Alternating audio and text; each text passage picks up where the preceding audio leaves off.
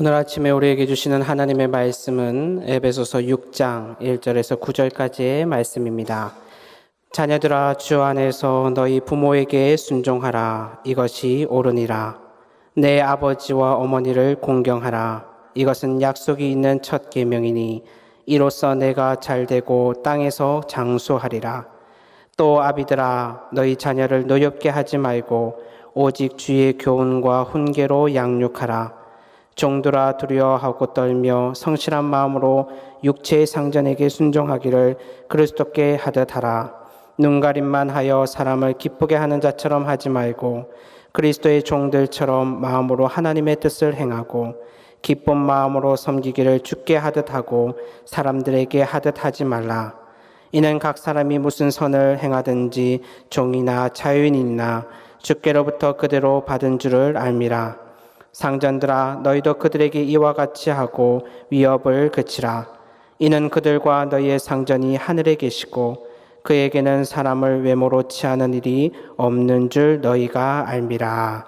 아멘. 사도 바울은 그리스도인의 삶을 말하는 데 있어서 가장 중요한 부분이 관계를 풀어나가는 부분이라고 봅니다. 인간이 사는데 크게 세 가지 중요한 기둥이 되는 관계가 있다고 봅니다. 첫 번째로는 아내와 남편의 관계, 그리고 두 번째가 부모와 자식의 관계, 그리고 세 번째가 직장 생활에서의 고용 관계를 포함해서 모든 인간관계입니다.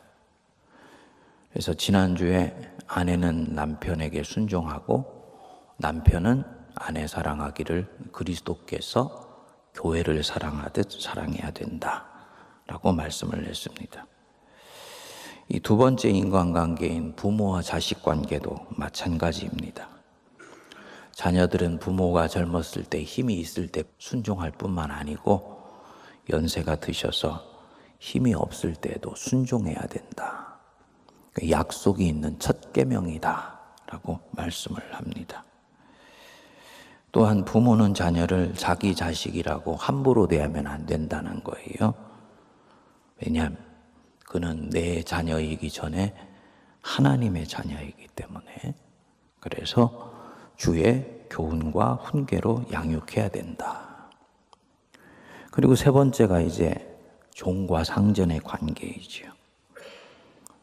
사도 바울이 이 인간관계를 풀어나가는 데 있어서 모든 관계를 꿰뚫고 있는 근본 신앙의 원리가 있다라고 지난주에 말씀을 드렸습니다. 에베소서 5장 21절 말씀이죠. 그리스도를 경외함으로 피차 복종해라. 맨눈으로 사람 만나지 말고 그냥 인간 대 인간으로 만난다 생각하지 말고 그 사람과 나 사이에는 항상 그리스도께서 계시다는 거. 그리스도께서 중개자 되셔서 우리의 관계를 맺어가게 하신다는 것을 항상 염두에 둬야 된다는 거예요. 그래서 그를 사랑할 때도 그리스도 때문에 사랑하고 그에게 복종할 때도 그리스도 때문에 복종하고 그를 품을 때에도 그리스도 때문에 품고 그에게 속이 상할 때에도 그리스도 때문에 용서해야 된다.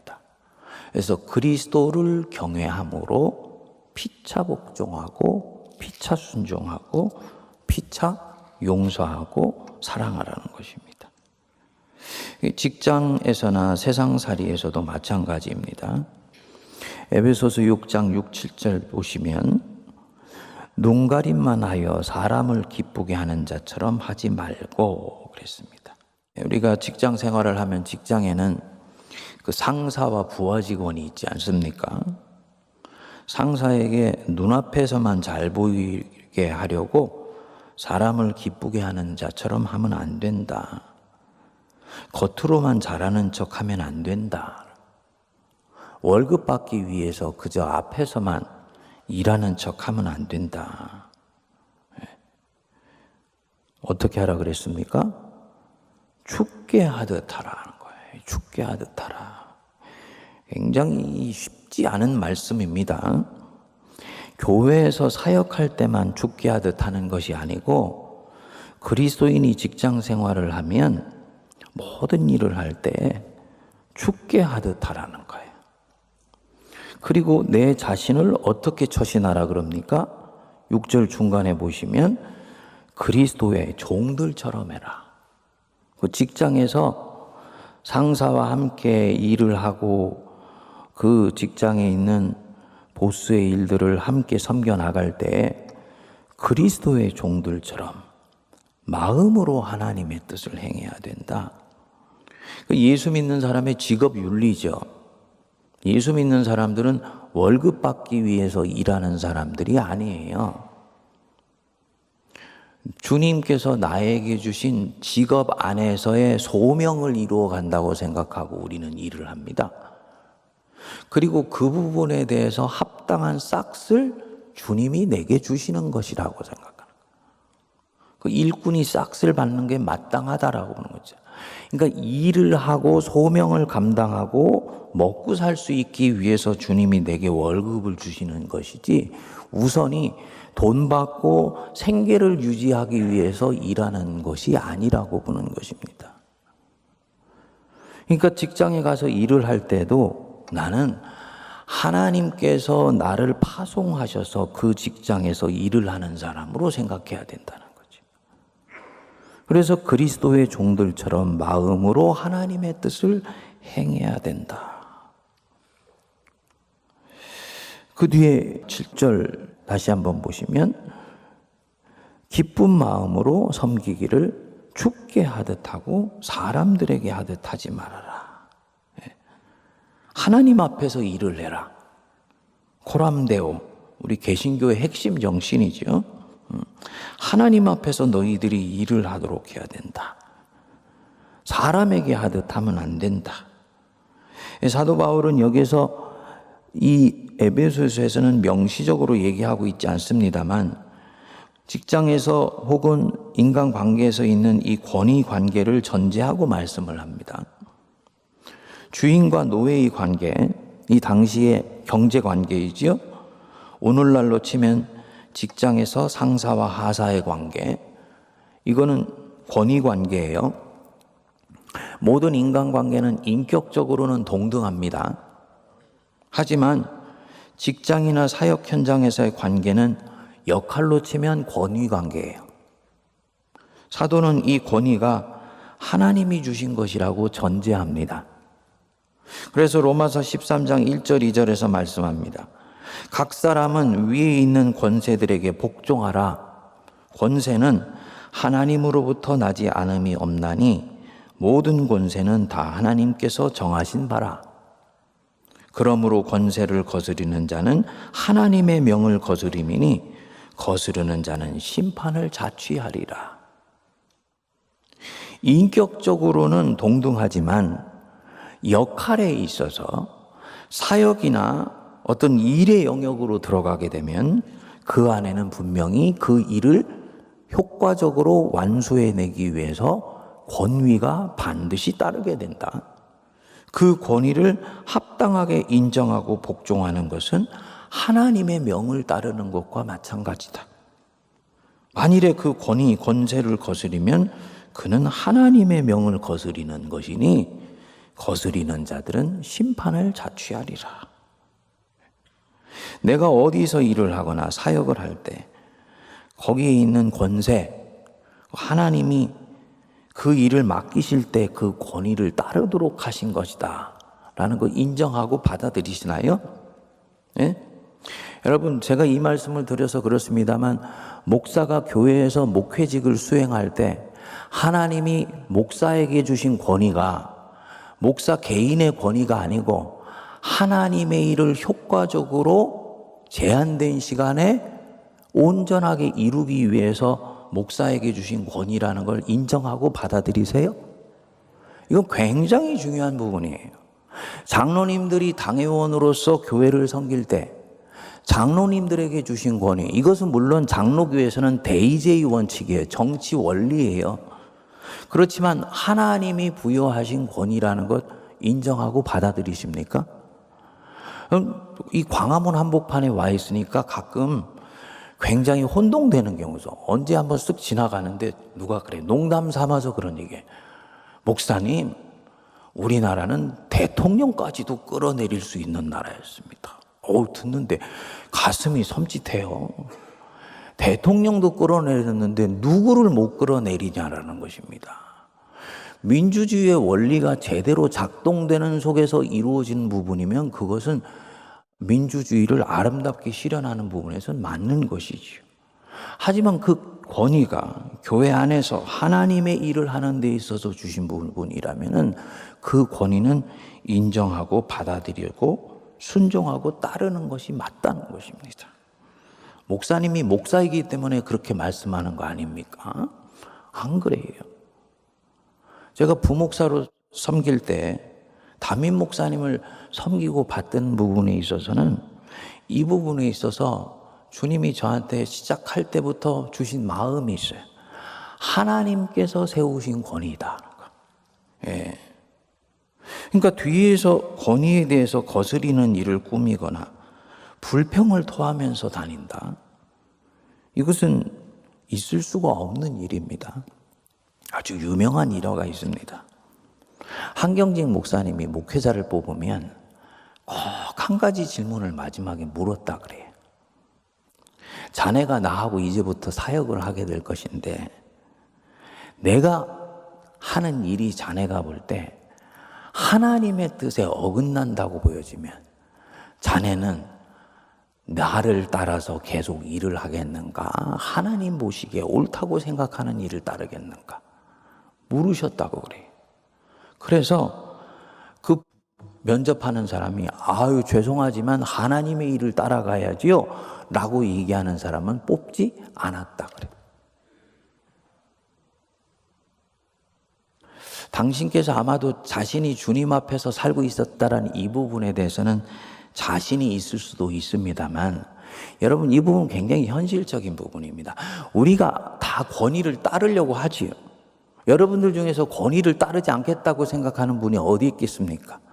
다 하나님이 주신 권위면 따르겠다고 생각하지요.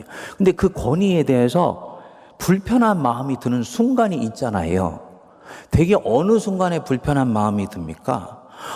저분이 저거 하는 건 하나님의 뜻이 아닌 것 같은데? 바르고 정당하지 않은 것 같은데? 주님 뜻대로 하지 않고 있는 것 같은데?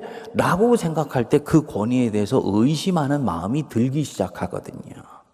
인간에 대해서 무조건 권위에 대해서 거절하거나 거부하는 일은 적어도 신앙의 기본을 가진 사람이면 하지 않는다라는 걸 알고 있기 때문에 이 질문을 하는 것이지요.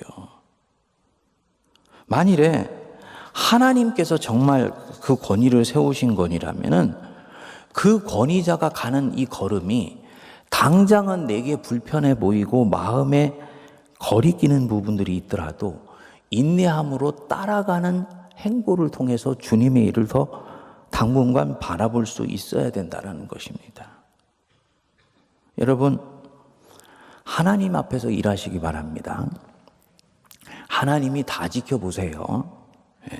8절에 보시면 이는 각 사람이 무슨 선을 행하든지 종이나 자유인이나 주께로부터 그대로 받을 줄 알미니라. 무슨 선을 행하든지 그는 그대로 나중에 보응을 받게 될 것이다. 반대로 악을 행하게 되면 그것 또한 주께로부터 그대로 다 받게 된다. 하나님이 세세하게 다 지켜보시고 계시고 살피시고 보응하시기 때문이에요. 권위자로 세워진 사람이 손 아랫사람을 대할 때도 마찬가지입니다. 9절 보십시오. 상전들아, 너희도 그들에게 이와 같이 하고 주께로부터 그대로 받을 줄을 알면서 행하고, 그게 이와 같이 하고지요. 위협을 그치라. 내가 칼자루 쥐고 있다고 해서 그 칼자루를 마구마구 휘둘러서 그들을 위협하고 두려움을 넣어줘서 너에게 순종하도록 하려고 하면 안 된다. 위협을 그치라 합니다.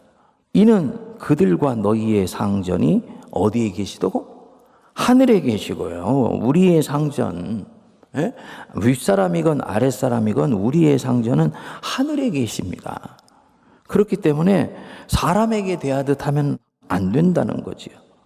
그에게는 사람을 외모로 취하는 일이 없는 줄 너희가 알미라.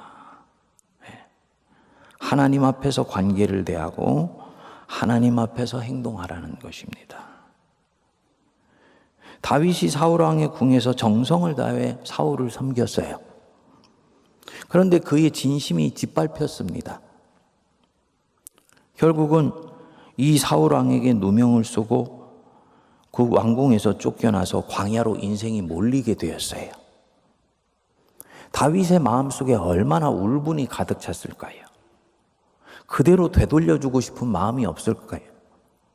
세상의 정의로 치면 그것은 내 진심을 철저히 짓밟고 오히려 선을 악으로 갚은 자이기 때문에 되돌려주는 것이 맞다고 생각하는 거예요. 이게 세상의 정의의 원리예요. 근데 인생은 그가 생각하는 대로 그렇게 만만하게 흘러가지 않습니다. 얼마나 광야에서 고통을 당하는지 모릅니다. 그리고 하나님이 이 다윗에게 이 광야의 공고한 세월을 끝낼 절호의 기회를 주셨어요. 다윗이 숨어서 은둔하는 굴에 이 사울이 무장해제하고 병사도 없이 걸어 들어온 것입니다. 다윗과 그 병사들이 거기에 있는 줄 몰랐던 것이지요.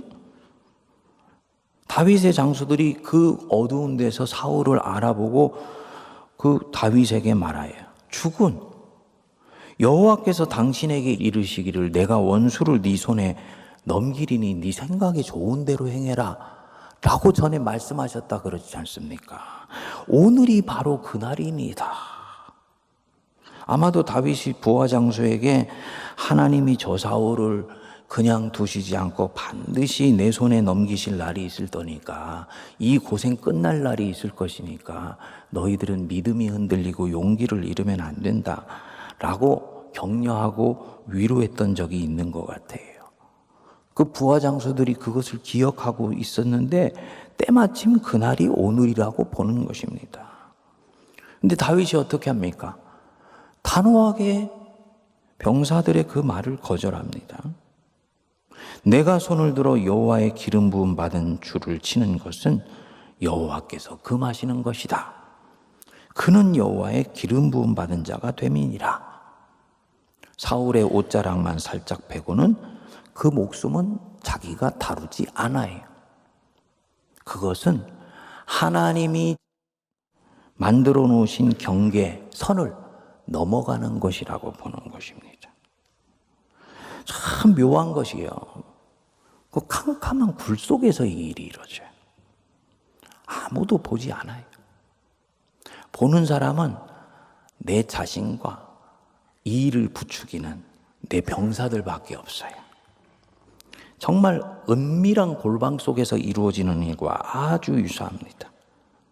그런데 그 은밀한 골방과 같은 그 캄캄한 굴 속에서 광야 한복판에 아무도 없는 가운데서 이 일이 이루어지는데 다윗은 거기에 번쩍번쩍 나를 지켜보는 분이 있다는 걸 의식하고 있는 겁니다.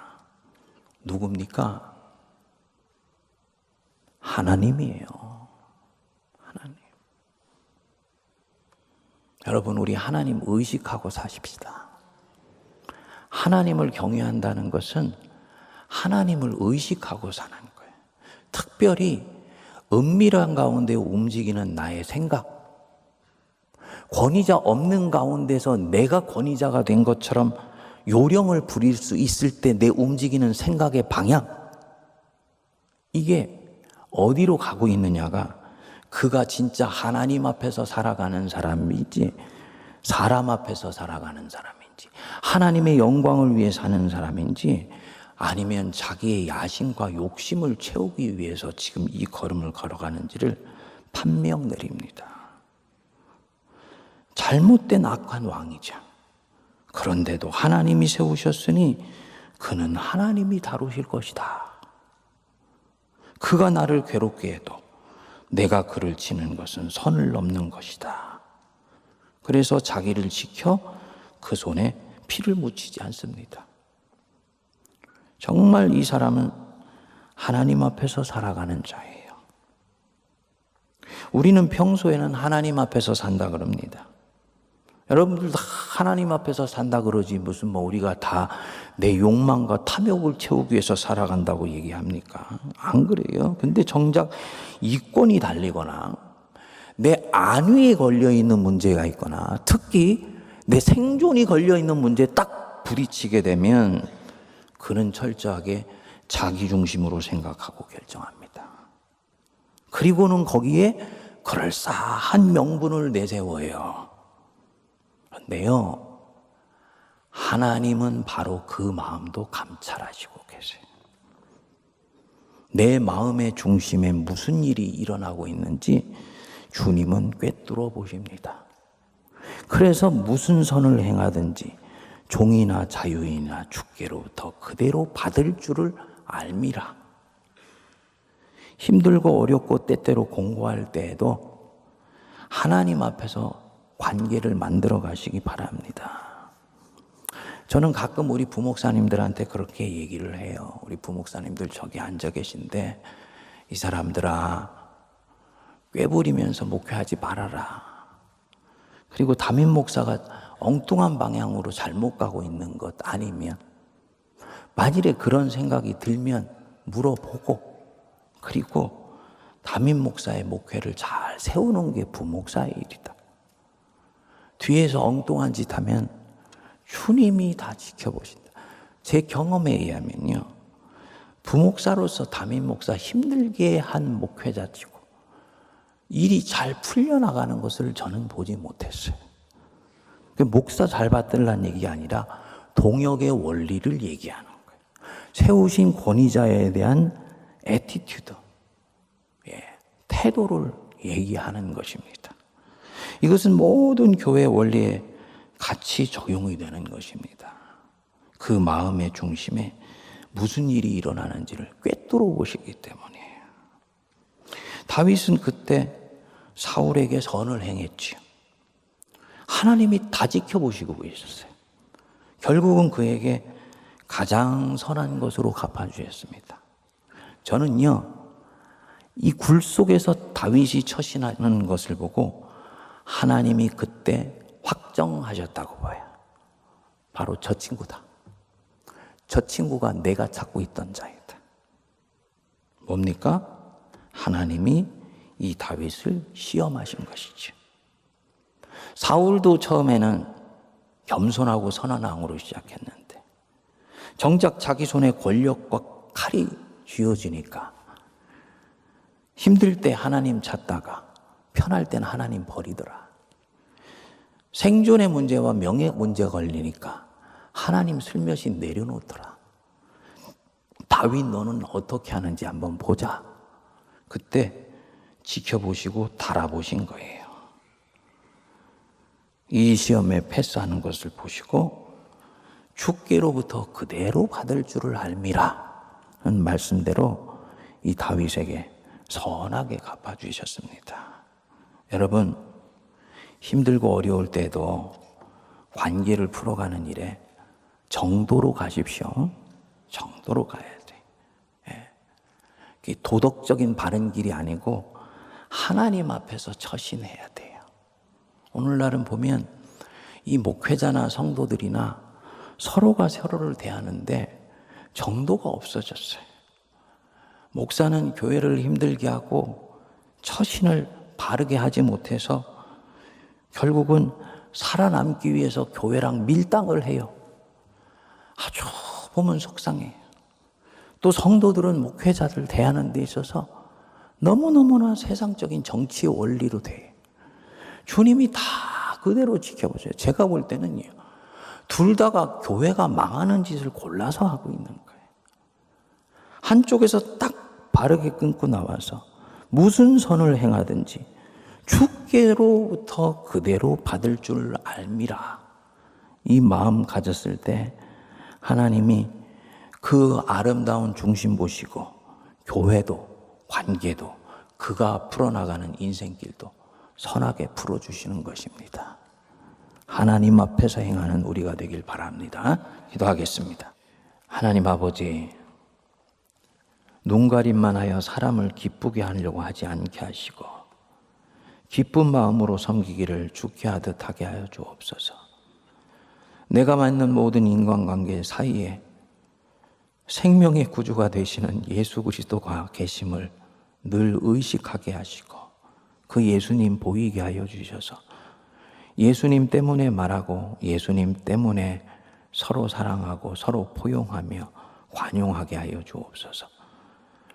주님께서 하나님의 일을 이루시기 위해서 나의 맺는 모든 인간관계 속에 주신 권위를 정당하게 인정하게 하여 주시고 그 권위에 순복하여 모든 것이 합력하여 선을 이루시는 하나님의 은혜를 경험하게 하옵소서. 내 마음과 생각과 행동을 인생의 어두운 굴 속에서 똑똑히 감찰하고 계시는 우리 하나님 의식하며 일하게 하여 주셔서 하나님이 주시는 시험 잘 이기게 하시고 인생의 팔보능순을 넘어 하나님의 마음에 합한 자가 되고 이로 인해 내 인생, 특별히 내 자녀들과 후손들의 인생에 길이 열리게 하여 주옵소서. 이제는 우리 주 예수 그리스도의 크신 은혜와 하나님 아버지의 무한하신 사랑과 성령님의 위로교통 감동 감화 역사하심이 무슨 일을 행하든지 주께로부터 그대로 받을 줄 알미라. 이 소망과 엄한 경계 말씀을 우리 심령 속에 받아들여 하나님 앞에서 행하며 하나님 앞에서 관계를 풀어나가는 모든 거룩한 주의 백성들과 피로 값주고 사신 우리 세문안 교회와 이 나라 이 민족과 저 북녘과 온 누리 위에 이제로부터 영원토록 함께하옵시기를 간절히 축원하옵나이다. 아멘.